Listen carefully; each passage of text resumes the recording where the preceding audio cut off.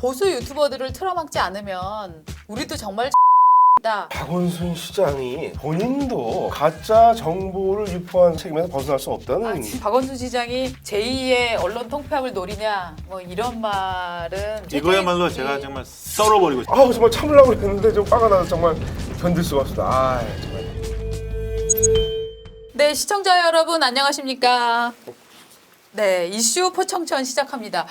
요즘 그런 생각을 해요. 진보가 제일 무서워하는 건 역시 자유로운 발언이 나오는 유튜브가 아닌가. 왜냐하면은 정부가 유튜브 좀 어떻게 막 쉽게 말해서 조져보자 이렇게 정책을 갖고 나오고 있고, 우파의 유튜브에서 보셨겠지만 완전히 우파 유튜브들 돌아다니면서 폭탄 던지는 뭐 저희 거에도 댓글이 그렇게 있습니다만, 박원순 서울시장이 말이죠. 제가 보기엔 여기에 가세했다라고 평가해도 부족하지 않을 것 같아요. 그래서 오늘은 도대체 박원순 시장 유튜브 정책 혹은 가짜뉴스 이런 데 엄청 많이 몰입하고 있는데 왜 그런가 한번 얘기를 좀 진지하게 나눠보겠습니다. 네, 저희 PD가 또 예쁘게 이렇게 또 한번 풀어보시죠. 붉은색으로. 이번에는 뭐라고? 네. 박원순. 자유는 자격 있는 언론만 누려야. 맞는 말처럼 보이기도 해요. 박원순 시장이 네. 그 유튜브 김어준 씨의 다스베이다에 출연해서 네. 이런 말을 했습니다. 네. 누구나 자유롭게 운동장에서 놀게 하고 그 대신 규칙을 위반하면은 핀셋으로 잡아서 운동장 밖으로 던져버리는 게 필요하다.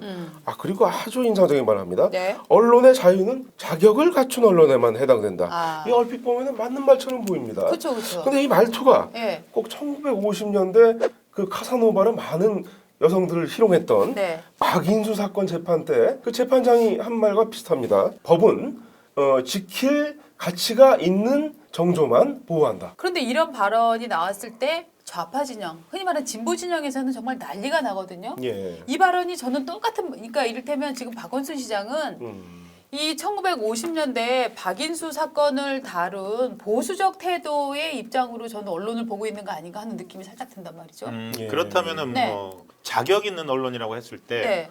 그 자격을 누가 정하는 겁니까? 그러니까. 자, 그러니까 이게 시장님이 정하는 게 시장님이 정하시는 건가요? 그래서 지금 그러면은 뭐 국정감사 때마다 네. 교통방송, 네. TBS 그럴 때마다 자격을 이제 본인이 정해주는 네. 거네요. 서울시장이라는 자리는 단순한 선출직 공무원의 자리가 아닙니다. 네. 굉장한 권력자입니다. 이러한 권력자가 자신의 입맛에 맞는 언론만 남기고 나머지는 핀셋으로 집어서 운동장 밖으로 던져볼 수 있다는 굉장히 무시무시한 발언입니다. 문제가 있는 언론을 어떻게 걸러내느냐, 이 방식에서 시장에서 결정이 돼야 되는 거잖아요. 그렇죠. 이것은 어떻게 본다면 네. 자유주의 사상의 가장 기초죠. 네. 사상의 자유시장에서 네. 경쟁을 통해서 네. 살아남는 사상이 해야지. 이것을 네. 어떤 개입을 하려고 한다는 것, 그런 의도를 가진다는 것 네. 자체가 예. 전체주의적 욕구라고 볼 수 그리고 있습니다. 굉장히 재미있는 게 언론 자유, 자유로운 언론, 시민의 말할 권리를 늘 주장하시던 분들이 집권을 하고 나니까 갑자기 언론 자유는 제한적이어야 된다, 가만 네. 놔둘 수 없다, 방종으로 흐른다, 이런 과거에 자신들이 비난했던 논리를 그대로 끌어다가 쓰는. 표현도 무시무시합니다. 핀셋으로 집어서 던져버려야 된다. 네. 그러니까 어떤 자기 본인을 훨씬 더 거대한 네. 존재라고 생각을 하고 네. 있는 거고. 이제 문제는 그 핀셋을 쥐는 손이 엄청 커야죠. 전지전능하고 불편부당하냐, 아니거라는데 우리는 지금 의혹을 갖고 있는 거잖아요. 많은 사람들이 아니라고 생각하고 있는. 지난 주말에 네. 관훈클럽 세미나에 오. 참가하고 왔어요. 주제가 가짜 뉴스와 권력의 규제. 그리고 그곳에 모인 언론들은 보수적인 색채, 진보적인 색채 다 모여 있었습니다. 그런데 이 사람들이 한 목소리를 냈어요. 어떻게. 첫 번째, 가짜 뉴스인지 아닌지 누가 규정을 하냐. 네. 그리고 정부가 그걸 왜 정하냐. 맞아요. 뉴스를 놓고 가짜냐, 진짜냐 이거 하는 정부 손 떼라. 네. 우리는 그런 거 원하지 않는다. 네. 그것이 어떤 언론인들의 그 공통된 정서였고요. 맞아요. 좌우를 막론하고 네, 그렇습니다. 신문 방송을 그리고 막론하고. 한번 사실 생각을 해보면 이 가짜 뉴스라는 건 전형적인 미디어 현상이고 플랫폼의 문제인데 네. 가짜 뉴스를 규제해야 된다고 목소리를 높이는 사람들은 네. 언론의 문제로 보는 거예요. 솔직히 말하면 언론의 문제라고 보는 게 아니라 우리 편 언론은 괜찮은데 저편 언론이 내 맘에 안 들어. 그 문제죠. 라고 해서 가짜뉴스라는 사실 규제라는 칼을 뽑은 거잖아요. 솔직히 말하면. 이 가짜 뉴스란 말 만들어낸 사람이 트럼프라는 얘기도 있습니다. 트럼프가 그래서 지난번 그 뉴욕타임스랑 워싱턴 포스트는 가짜 뉴스 생산자라고 해서 신문 구독도 끊어버렸잖아요. 그거 노무현 정부 때 우리나라에서 한 건데 미국이 우리를 따라가네요. 네. 그 진짜. 기억하시죠? 맞아요. 당시 노무현 전 대통령 같은 경우에 신문사 가판 보면서 네. 밤에 소주 얻어 마실 일 앞으로 없을 거다. 맞아. 그런 식으로 마치 가판을 통해서 네. 기업이나 정부에 네. 대한 어떤 네. 좋지 않은 보도를 하고 네. 그것을 무마시키려고 네. 하는 과정에서 그쪽 사람들하고 예. 접촉해서 그런 것처럼 네. 을 했는데 네. 근데 저는 놀라운 게 지금 우리 유석재 차장 얘기 듣고 우리 모두가 다 가짜 뉴스는 트럼프의 발명품이라고 생각했는데 어떻게 보면 거기 힌트를 준 한국의 대통령이 있었다 하는 느낌이 들어요. 한국산이었군요 원래는. 그러니까 사실 김어준의 뉴스공장이나 다스베이다 이거야말로 저는 우리나라에서 정치적 음모론을 뿌리기 시작하고 뉴스공장 같은 거는 뭐 지원도 많이 받고 있고 누가 지원하는 서울시에서 겁니까?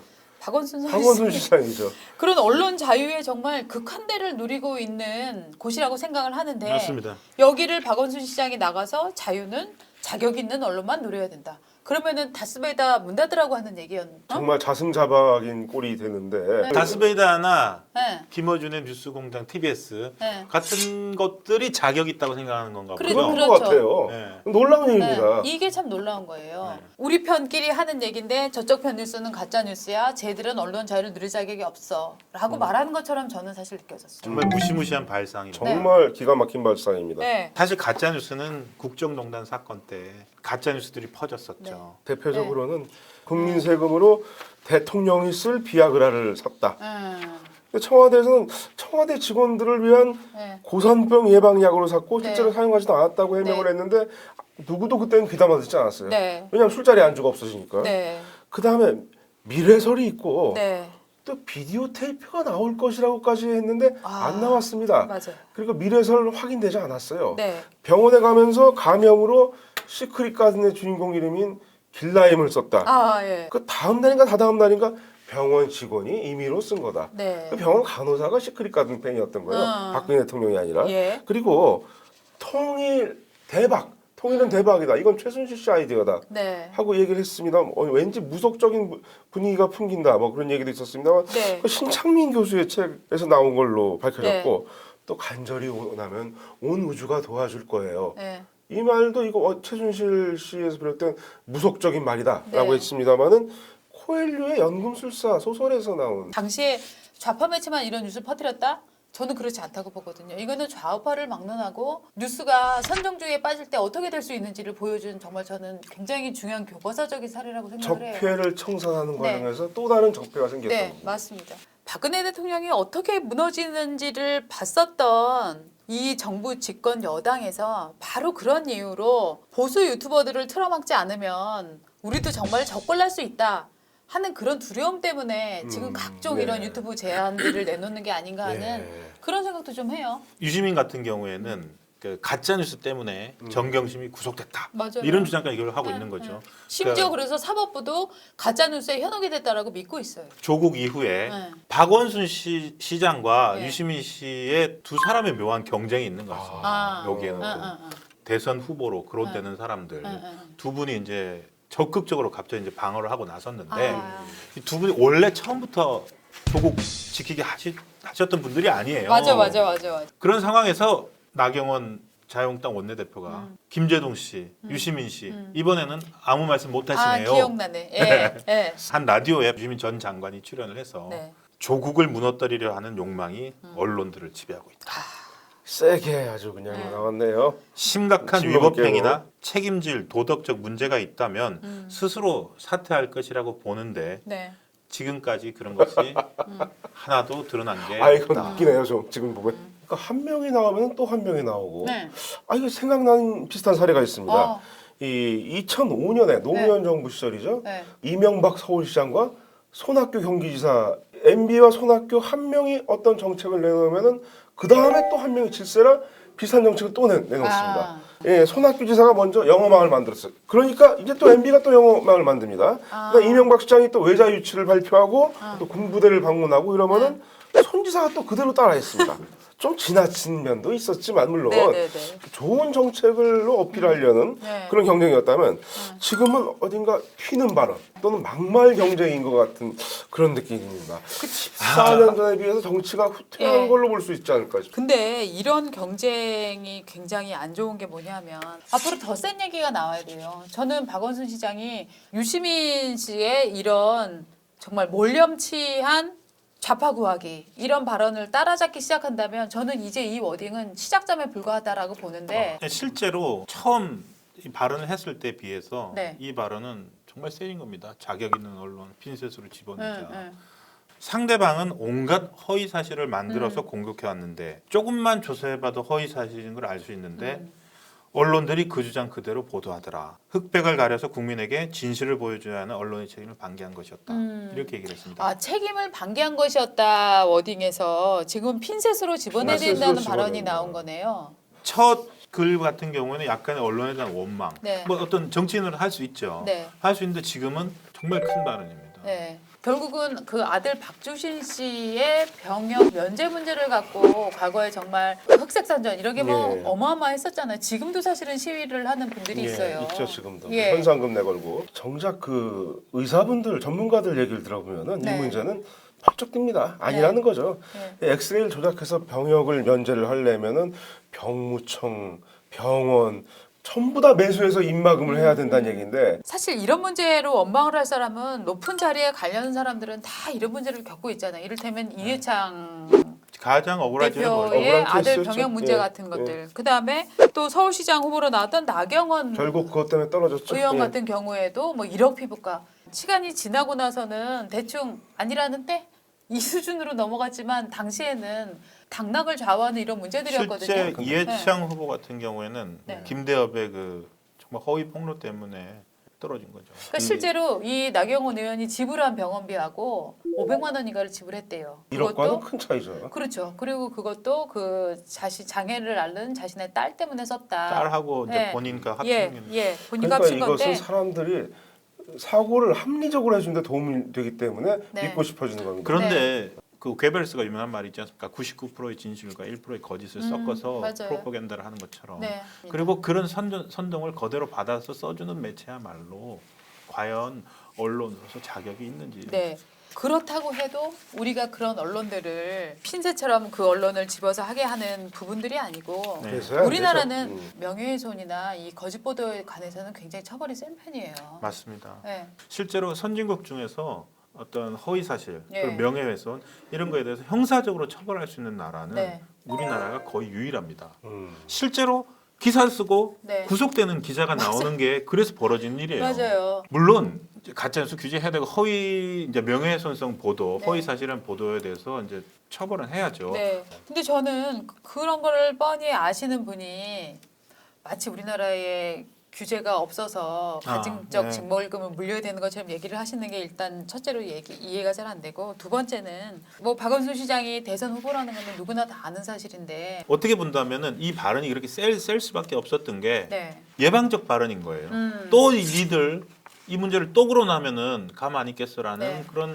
예. 그런 판을 김어준이 또 열어준 거죠. 그러니까 물론 이게 그 대선에 나온 공적 인물들이라고 해갖고 정말 허위의 가족 문제가 벌어질 때 괴롭지 않은 건 아니에요. 엄청나게 괴로운 일이죠. 예. 그렇다고 해서 누구나 국민들이 알고 있는 대권 후보가 언론을 핀셋으로 집어내야 된다라고 발언을 하시는 거는 저는 자기 이익을 대의로 포장한 저는 굉장히 좋지 않은 사례다라고 저는 네, 생각을 합니다. 그렇습니다. 네. 예. 그리고 또 박원순 시장이 네. 예, 가짜 뉴스를 그렇게 비판을 했지만은 본인도 예전 연구소에서 가짜 정보를 유포한 사람이라는 책임에서 벗어날 수 없다는 아 진짜? 입장입니다.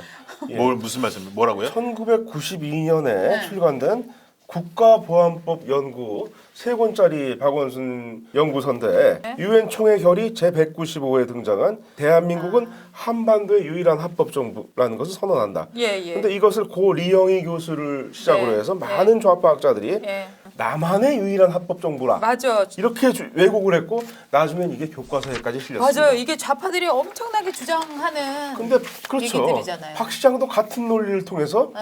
한국 정부의 유효한 지배는 남한에만 미치기 때문에 북한 정권을 불법 단체, 반국가 단체 규정할 수 없기 때문에 국가보안법은 잘못됐다. 성립할 수 없다. 아. 이렇게 얘기를 한 건데, 근데 유엔 결의를 자세히 보면은 네. 코리아가 한반도라고밖에 번역할 수 없죠. 네. 여기서는 한반도에서 유일한 합법 정부라고 분명히 되어 있습니다. 이 사실은 네. 철저히 은폐를 하고 있습니다. 네. 그리고 남한이 유일 합법 정부라면은 북한은 뭡니까?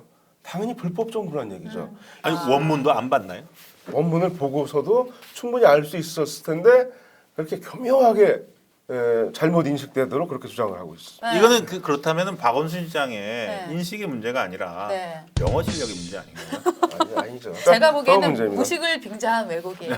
네. 지금 말씀하시는 가짜뉴스의 또 다른 기법 같습니다. 네. 몰랐어. 그러면서 얘기해버리는 거죠. 예, 사실 몰랐다고 해야 의도성이 맞습니다. 기각되기 때문에 판결에서 유리하거든요. 아우 정말 네. 정말 참으려고 했는데 좀 화가 나서 정말 견딜 수가 없습니다. 정말 이런 말이 있었죠. 그때 언론 통폐합의 주역들이 이 언론사 난립으로 사원들에게 월급도 못 주는 그런 경영주가 있었고, 또 그래서 사이비 기자가 넘치는 상황에서는 그런 언론사나 종사원은 사회적으로 기생충이다. 그렇기 때문에 언론을 통폐합해야 된다. 이게 이런 기조가 1980년도 언론 통폐합으로 나타났습니다. 그런데 그 통폐합을 갖고 사실은 야 쓰레기 신문 없어져서 좋다라고 하는 사람들이 있었어요. 정말 국민들 사이에. 그런데 문제는 뭐냐면 이거를 언론 자유의 관점에서 보면은 국가가 언론 자유에 개입한 거기 때문에 결국 이건 나중에 50 청문회에서 문제가 됐고 관련자들이 사법 처리도 받았어요. 이 문제를 누가 제기했나요? 진보, 이른바 깨어있는 시민들, 좌파들이 제기를 한 거잖아요. 예, 야당이 선들었죠.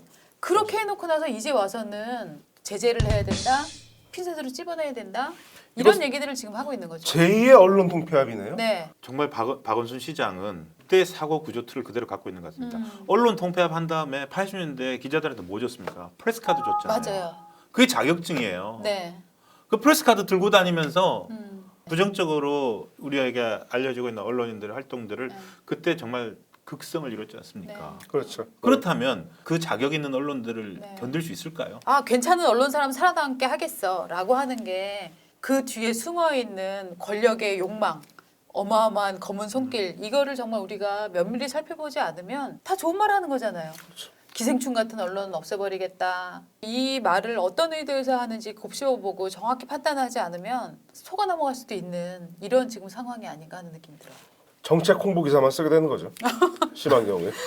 근데 정말 박원순 시장이 제2의 언론 통폐합을 노리냐 뭐 이런 말은 너무 아픈 말일 것 같아요. 네. 그렇죠. 그런 실제 의도가 아니었기를 바랍니다. 그렇지만 네. 그 기저에 있는 욕망은 동일한 어떤 틀을 갖고 있다라고 봐야 될 것 같습니다. 권력을 갖고 있고 그 권력을 마음에 들지 않는 언론을 향해서 휘둘르고 싶은 욕망.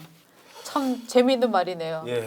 자, 그럼 우리가 오늘 준비한 요 자유는 자격 있는 언론만 누려야 된다. 요 얘기는 이거야말로 제가 정말 썰어버리고 싶은 네. 어거슬기로 작두를 어이구. 작두를 열려라. 네, 좋습니다. 예. 예. 오랜만에 깨끗하게 썰었습니다. 네. 언론에 대한 생각은 이렇게 바뀐다. 권력을 쥐기 전과 쥐기 후로 바뀐다. 그리고 대권이 눈에 어른거릴 때 더 심하게 바뀐다. 네. 네.